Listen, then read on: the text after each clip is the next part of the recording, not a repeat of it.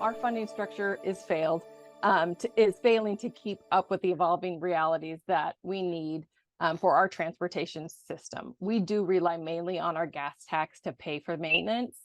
Our gas tax revenues are flattening and forecast to decline as vehicles do get more efficient and people start buying electric, as well as our costs going up.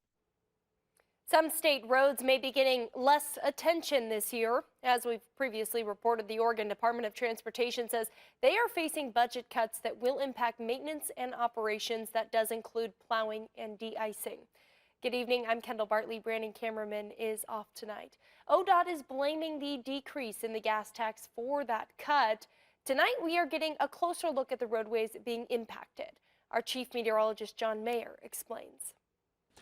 Well, we've certainly talked a lot recently about the reduction in winter services that ODOT is planning on some of the roads that would normally be covered. So let's go ahead and break down exactly what we're expecting here for the winter season. We'll start big and slowly get smaller. Now, there are 5 different regions that ODOT covers.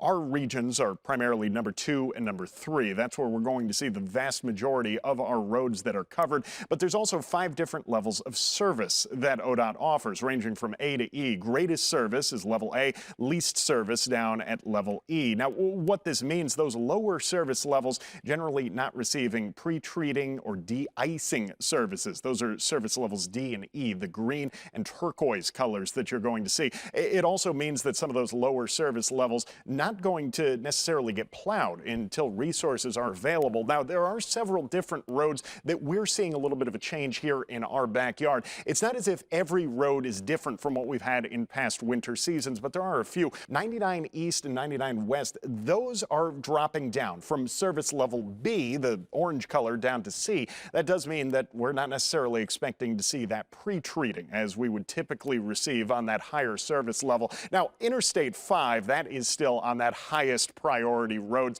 but the idea here is that we're not necessarily expecting a lot of big changes in our backyard, but there are a few important roadways that are going to see a little bit of a reduction in service. So this will be something to keep in mind as we work our way into the winter season. Of course, we'll have plenty more on exactly what you can expect to see as we move deeper into the winter season. But at least for now, this is what we're talking about, a little bit of a reduction in service on a few important roadways.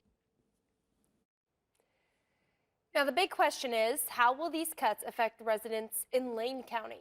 KVAL's Juliette Smith spoke with Lane County officials to get a breakdown of how those budget cuts could have ripple effects on Lane County roadways this winter. Juliette. Well, Kendall, as most people know, ODOT is not in charge of taking care of all of the roads in Lane County. Lane County is responsible for maintaining and de-icing over 1,400 miles of roads in unincorporated areas.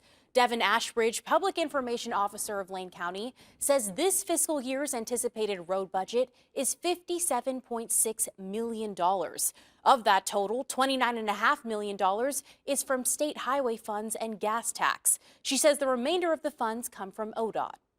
We are going to be able to maintain our normal wintertime operations throughout the season.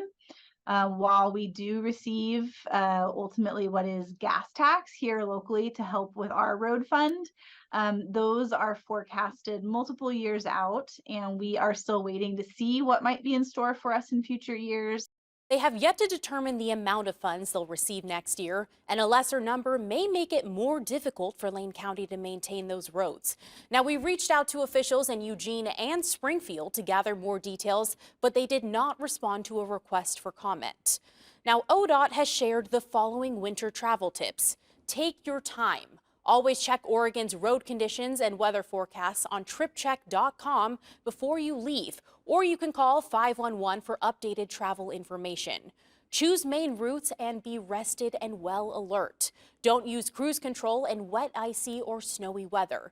And if you do lose traction, gradually slow down and do not slam on the brakes. And always follow Oregon chain laws.